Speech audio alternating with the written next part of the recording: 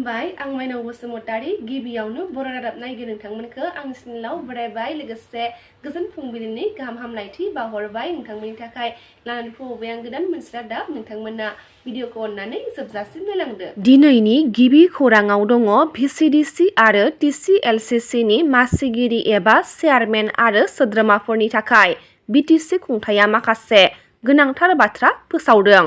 VCDC नि मासिगिरि एबा चेयारमेन आरो सोद्रोमा एबा मेम्बारफोरा मेट्रिक आनजाद उथ्रिसारनाय जानांगोन आरो टिसिएलसिसि नि मासिगिरि एबा चेयारमेन आरो सोद्रोमाफोरा ओइचएस उथ्रिसारनाय जानांगोन होनना बिथोन फोसावदों बिटिसि खुंथाया।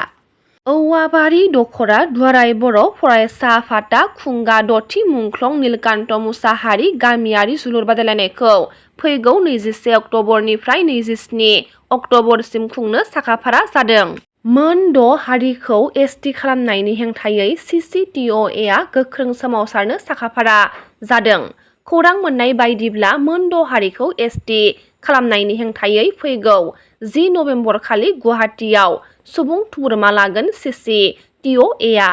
फैगौ सेन्सासआव बाथौ दोहोरोमनि आलादा कलम कड थिसननायनि गनायथिनि सायाव आरजिआइनिफ्राय बाथौ ट्रेडिसनेल एन्ड कालचारेल सेन्टारनिसिम लाइजाम हरनायनि सायाव दुआराय बाथौ गौथुमनि नेहाथारि चन्द्र बसुमतारी बिथाङा माखासे बाथ्राखौ फोरमायथिदों। 9थि all India gold cup football बादायलायनायनि थाखाय गेलेगिरि आरो बानजाय आफादनिसिम गाहाम हामलायथि जासिहरदों आसाम फुटबल गौथुमनि गाहाय नेहाथारि डक्टर सांग्रां ब्रह्म बिथाङा।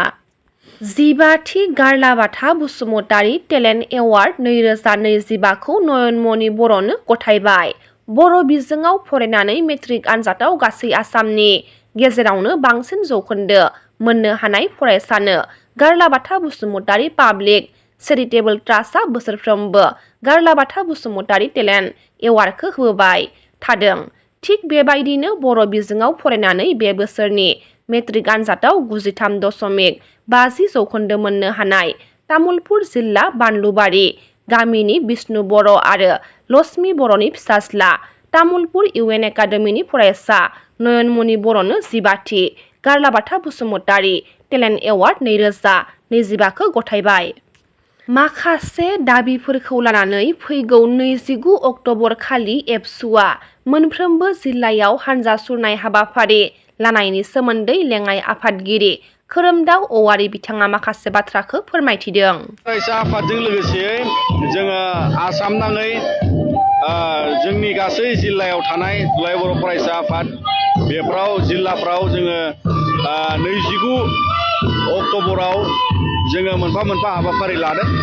बे जाबाय जे बिटिआर गोरोबथानि उनाव भारत संबिधाननि दारै मोनसे 125 जे मोनसे संबिधान संशोधन जानांगौ एमेन्डमेन्ट जानांगौ बेखौ खालामनांगौनि थाखाय जोङो भारत सरकारनिसिम बेबादि मोनसे रेले बा धरना होनानै जोङो रिमाइन्ड खालामनो लुबैदों जाहाथे बिथांमोना फैबाय थानाय गोजां बोथोरनि पार्लामेन्ट सेसनाव जे बिटिआर गोरोबथानि उनाव जानो गोनां बे 125 एमेन्डमेन्टनि मर्यादाजों जोंनि बड'लेण्डआव थानाय गोहो बारायनाय समस्ति बारायनाय बेफोरखौ जाहाथे भारत सरकारा थाबैनो मावफुङो बिनि सायावनो जों दुलाराय बर' फरायसा आफादा मोनसे मेजर सिगनेटरि आफाद हिसाबै बेखौ मावफुंनांगौनि मोनसे जोङो रेले लादों आरो बेयो 29 अक्ट'आव जागोन बेखौनो जोङो मोनसे जाफुंनांगौनि थाखाय जोङो दिनैहाय बे मोनसे हाबाफारिखौ रनसायनाय जादों।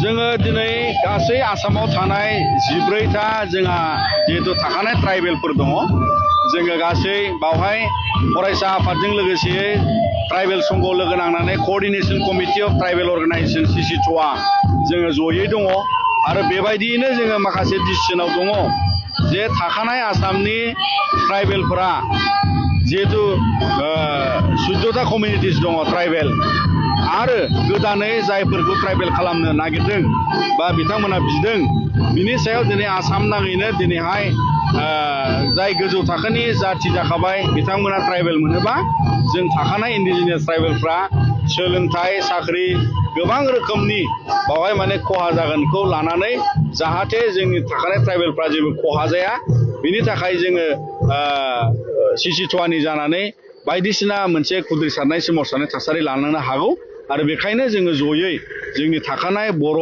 मिसिं बयबो माने जाहाथे 14टा ट्राइबेलनि गेजेराव खहा जाया गोदानै ट्राइबेल जायोबा बेबादिनो माखासे संबिधानिक बेबस्थायाव जेरै बिथांमोना खालामनो नाजादों जोङो बिनि सायाव दिनै जाहाथे थाखानायफ्रा खहा जाया बिनि सायावल' जों मोनसे डिसिसनाव अटल जानानै दं। मन्थ्रिनि समायखिरा लानायनि उनाव उदालगुरियाव नुजाथिहैनाय बिपिएफनि गोदान मन्थ्रि सरन बर' बिथाङा माखासे बाथ्राखौ खौरां बिबुंथिनि गेजेरजों फोरमायथिदों।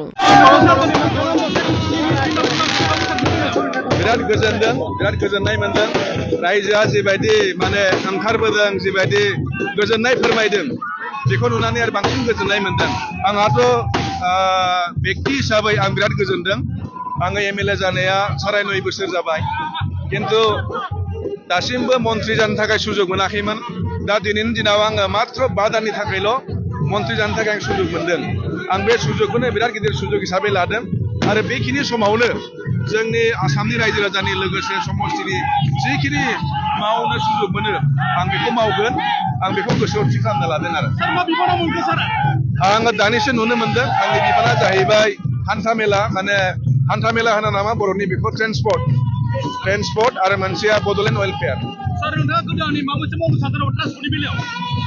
बेखौ आं दा बुंदायनो हाया, मावनोथ' गोसो दंखायो, खिन्थु आंनि थाखाय जिहेतु बिराद गोदान, आङो सोलोंग्रोनांगोन, सिङाव हाबनांगोन, बिनि उनावहाय आं बुजिजोबनानै निस्सय आङो सिन्था खालामगोन मा मोनसे आरो बेहाय मोनसे मोजां मोनसे सेन्स लाबोनो हायो बेखौ मावनो थाखाय हास्थायगोन। सार बुंलांदों दि जेरै मोनसे मुभि दङ वान डे सीएम जानाय, नोंथाङाबो खम समनि थाखायनो मोनसे बेबायदि बिबान मोनबाय, मा बुंनो सानो? बेथ' नंखागौ, जि सुजुग मोनदों आं बेखौ जथेस्थ' गोजोननाय मोनदों। ओंखायनो आङो नैबे 5 दानखौ एखेबारे आं 5 दानल' मोनदों बे नङा, आं बेखौनो आंनि थाखाय मोनसे सुजुग हिसाबै लादों आरो। सार नोंथांनि बेलायाव जों नुदों नोंथाङा गासिबो लाइफआव फेलियर गैया, साक्सेसल', मा बुंनो बेलायाव? मा होनगोन? नोंथांनि बेलायाव खुनु फेलियर गैया, साक्सेसल' नुनो मोनदों, मा बुंगोन? दिनैसिमथ' जिखिनि मावदों, जिखिनि सानदों जाफुंदों आरो खोब जिखिनि दायित्व मोनो डिसिप्लिन भाबै मावनो हास्थायो, रायजोनि लुबैनाय हास्थायनायखौ सनमान होनानै खामानि मावो आरो बे नितिजोंनो मावलांगोन आरो बेजोंनो जिखिनि जिउआव जाफुंसारनाय फैयो बे सोनारसिगोन आरो। सार नोंथाङा लास्टआव रायजोफोरखौबो माबाफोर थेंक इउ होनो सानो नामा? नोंथांनि बेलायाव गोबां रायजोफोराबो जिखिनि सहाय होदोंमोन, माबाफोर बुंनो सानोमोन? बेखौथ' आं अरायबो साबायखर बावखागोन। मानो होनोब्ला दुखु समावबो रायजोआ जोंजों दं।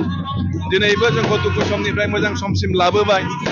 थांनाय 5 बोसोर जोंहा सरकार गैजायामोन, अब्लाबो जे बिपिएफखौ ओरैबायदि मदद होबाय, जोङो 28टा सिटआव जों देरहानो हाबाय, जोङो सरकार दानो हाबाय आरो थांनाय समाव आंखौबो एमएलए हिसाबै खननै देरहा होबाय आरो दाख्लि रौता इलेक्सनाव आंखौ माने बिसिबां माबानि गेजेरावबो गोबां भट होनानै आंखौ देरहा होबाय। बिनि थाखाय आङो रौताबासि